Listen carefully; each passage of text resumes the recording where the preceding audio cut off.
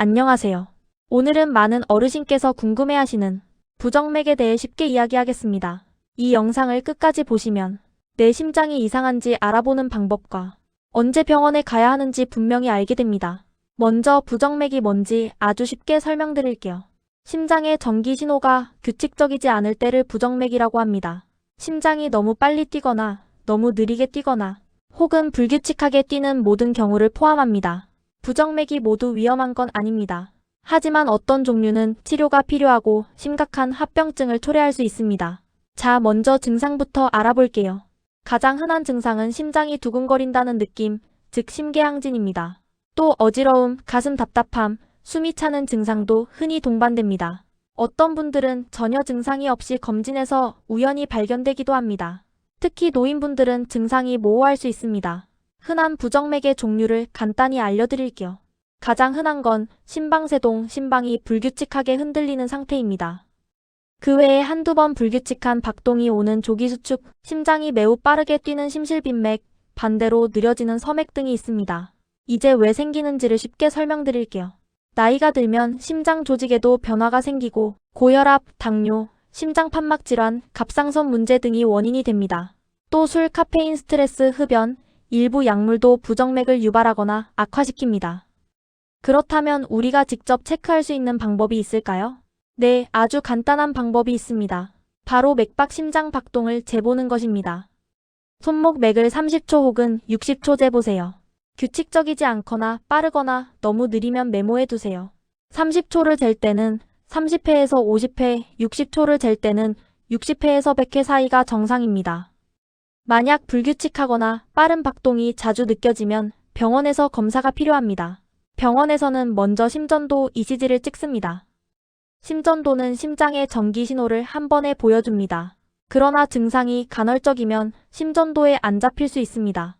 그럴 때는 홀터 모니터로 24시간, 48시간 관찰을 하거나 이벤트 레코더로 심지어 2주 이상 기록하는 장치도 씁니다. 초음파 심장 초음파는 심장의 구조와 펌프 기능을 확인해 부정맥의 원인이나 합병증을 찾는 데 도움됩니다. 이제 병원에서 하는 치료 방법을 쉽게 알려드릴게요. 의학 용어가 많이 나오나 이해하려 하지 마시고 참고로 들어주세요. 치료는 크게 증상 완화, 합병증 예방, 원인 치료로 나눕니다. 예를 들어 심방세동은 뇌졸중 중풍 위험을 높입니다. 따라서 어떤 분들은 혈전을 막기 위해 혈액을 묽게 하는 약, 즉 항응고제와 파린 또는 DOAC 계열을 드셔야 합니다. 항응고제 복용은 의사가 환자의 위험과 출혈 가능성을 잘 따져서 결정합니다. 이를 무조건 중단하거나 혼자 바꾸지 마세요. 심박수가 너무 빠르면 베타 차단제 같은 약으로 속도를 조절합니다. 부정맥 자체를 멈추게 하는 항부정맥제를 쓰기도 합니다. 약으로 안 될 때는 정기적 치료나 시술을 고려합니다.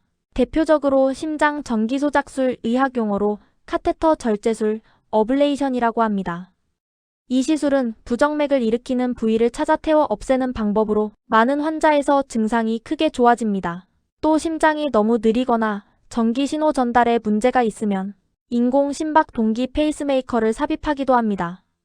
심실에서 매우 빠르게 위험한 부정맥이 생길 가능성이 있다면 제세동기 이식형 제세동기 ICD가 필요할 수 있습니다.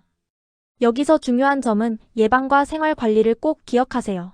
많은 경우 생활 습관만 바꿔도 증상이 줄어듭니다. 술을 줄이고 카페인은 적당히 섭취하며 금연과 규칙적 체중 관리가 필요합니다. 혈압당 조절이 핵심입니다. 또 갑상선 질환이 부정맥을 유발할 수 있으니 갑상선 기능 검사도 필요할 때가 많습니다. 자, 여기서 실제 사례 하나 말씀드릴게요. A 어르신은 가슴이 뛰는 증상을 3개월 동안 느꼈지만 참았습니다. 검사 결과 심방세동이 확인되어 항응고제를 시작했고 시술 후 증상이 거의 사라져 일상생활이 편해졌습니다. 이 사례에서 보듯 중요한 점은 초기 상담입니다. 증상을 오래 두지 말고 빠르게 검진을 받으시면 선택지가 더 많습니다. 다음은 어르신들이 특히 궁금해하실 내용, 운동과 일상에서 어떻게 하면 안전한지 알려드리겠습니다. 부정맥이 있어도 무조건 운동을 피해야 하는 건 아닙니다. 오히려 적절한 운동은 큰 도움이 됩니다. 다만 몇 가지 원칙을 지키세요. 첫째, 무리하지 않기. 둘째, 증상이 있을 때 즉시 중단하기입니다. 추천 운동은 걷기, 실내 자전거, 저강도로, 수영 구조적 문제 없을 때 근력 운동은 가벼운 덤벨, 밴드 등이 있습니다. 운동 전에는 항상 5분에서 10분 준비 운동과 스트레칭을 꼭 하세요. 심장이 갑자기 부담을 느끼지 않게 천천히 시작합니다. 운동 중에 어지럽거나 가슴 통증, 호흡 곤란이 나타나면 즉시 멈추고 앉거나 누워서 휴식을 취하세요.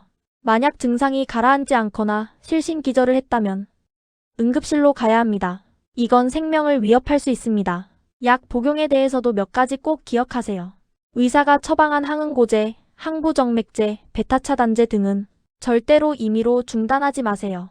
특히 항응고제 피를 묽게 하는 약은 중단하면 뇌졸중 위험이 크게 올라갑니다. 반대로 출혈 위험이 걱정된다면 담당 의사와 상담해 위험과 이득을 함께 평가받아야 합니다. 정기검진도 중요합니다.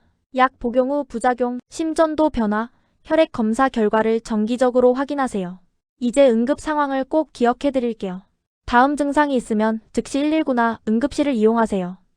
가슴을 짓누르는 통증, 의식 소실 또는 실신, 심한 호흡 곤란, 갑작스러운 말이 안 되거나 팔다리 마비가 있으면 응급입니다. 평상시 가족이나 이웃에게 증상을 알려두면 도움이 빨리 오기 때문에 큰 차이를 만들 수 있습니다. 어르신들이 자주 묻는 질문을 정리해 드립니다. 질문 1. 부정맥은 완치되나요? 답 종류에 따라 다릅니다. 일부는 시술로 증상이 거의 없어지거나 약으로 잘 조절됩니다. 하지만 지속적 관리는 필요합니다. 질문 2. 항응고제를 먹으면 피가 잘 멎나요? 답 출혈 위험은 있으나 의사가 용량과 약을 잘 선택하면 이득이 더 큽니다.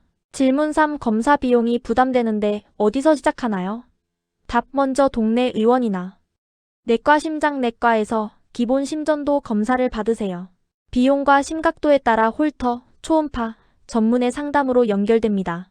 생활 속 실질적 팁을 몇 가지 드립니다. 첫째, 술은 줄이세요. 과음은 부정맥을 악화시킵니다. 둘째, 카페인도 과하면 일부 사람에서 심계항진을 유발합니다. 커피, 홍차는 적당히 드세요. 셋째, 충분한 수면과 스트레스 관리는 매우 중요합니다. 과로와 스트레스는 부정맥을 촉발합니다. 넷째, 체중 관리와 혈압혈당 조절이 부정맥 예방에 큰 도움이 됩니다. 다음은 실제로 도움되는 행동 하나를 소개합니다. 심장이 빠르게 뛰면 편안한 자세로 앉아 복식 호흡을 해보세요. 깊게 숨을 내쉬고 천천히 들이마시는 것을 반복하면 긴장이 풀리며 증상이 완화될 수 있습니다. 또 손목 맥박 대신 목경동맥을 만져보라고 권하시는 분도 있는데 어떤 경우는 전문가의 도움이 필요합니다. 혼자 세게 자극하지 마세요. 만약 의사가 심장 전기 소작술을 권한다면 시술 전후의 생활과 약물 관리에 대해 충분히 설명을 들으세요. 시술 후에도 재발 가능성이 있으므로 정기 관찰은 필수입니다. 이제 가족이 도와줄 수 있는 방법도 알려드릴게요. 증상이 자주 생기는 분은 증상일지 일기를 남겨두세요. 언제, 어떤 활동 중에 얼마나 지속됐는지 적어두면 의사가 진단하고 치료 계획 세우는 데 큰 도움이 됩니다. 또 평소에 복용하는 약, 처방약, OTC, 한약을 목록으로 만들어 가세요. 약 상호작용 때문에 문제가 생길 수 있습니다. 마지막으로 검사와 치료를 통해 많은 어르신이 삶의 질을 크게 회복하고 계십니다. 희망을 가지세요. 정리하겠습니다. 부정맥 꼭 기억할 핵심 5가지입니다. 첫째, 가슴 두근거림, 어지럼, 증실신, 숨참임이 심하면 검사 받으세요. 둘째, 심방세동은 뇌졸중 위험을 높이므로 의사와 항응고제 상담이 필요합니다. 셋째, 약은 절대 임의로 중단 금지, 정기검사와 의사 상담을 꼭 하세요. 넷째, 운동은 가볍게 꾸준히 하되 이상 증상 시 중단이 원칙입니다. 다섯째, 응급 증상, 의식 소실, 심한 가슴 통증, 언어장애는 즉시 응급실로 가세요. 이제 끝으로 간단한 행동 지침을 드립니다. 증상이 있으면 먼저 가까운 의원에서 심전도를 받으세요. 증상이 간헐적이면 홀터 검사나 이벤트 레코더를 권유받을 수 있습니다. 검사 결과에 따라 약물 치료, 시술, 기계 페이스메이커, ICD 삽입 등 맞춤 치료가 결정됩니다. 궁금한 점은 담당 의사에게 꼭 물어보시고 가족과 함께 상담받으시면 결정이 더 쉬워집니다. 오늘 알려드린 내용이 조금이라도 도움이 되었으면 합니다. 건강은 작은 습관에서 시작됩니다. 마지막으로 의료 정보와 건강 정보는 계속 업데이트됩니다. 항상 담당 의사와 상의하세요. 감사합니다. 건강하시길 기원합니다. 다음 영상에서 또 뵙겠습니다. 더 좋은 정보를 원하시면 구독과 좋아요는 필수인 거 아시죠? 참고로 위 내용에 대한 영상 자료는 심방세동이 뇌졸중 위험을 높이고 항응고가 예방에 효과적이라는 점 미국 심장협회 자료. 부정맥의 진단심전도 홀터 초음파과 치료 약물 시술 수술 개요 메이오 클리닉 진료 가이드. 항응고제 선택과 사용 지침 DOAC 권장 등 NHS 및 영국 가이드라인 요약. 응급 증상실 심한 가슴통증 심한 호흡 곤란 등은 즉시 응급실로 갈 필요가 있다는 경고 메이오 클리닉 경고 문구. 국내 진료 지침 및 최신 권고대 한부정맥 학회 국내 표준 진료 지침 참고해서 만들어봤습니다. 위 내용은 일반 정보 제공 목적입니다. 정확한 진단과 치료는 담당 의사의료기관의 평가가 필요합니다. 증상이 조금이라도 있으시면 꼭 응급실이나 담당 의료기관을 방문하세요. 감사합니다.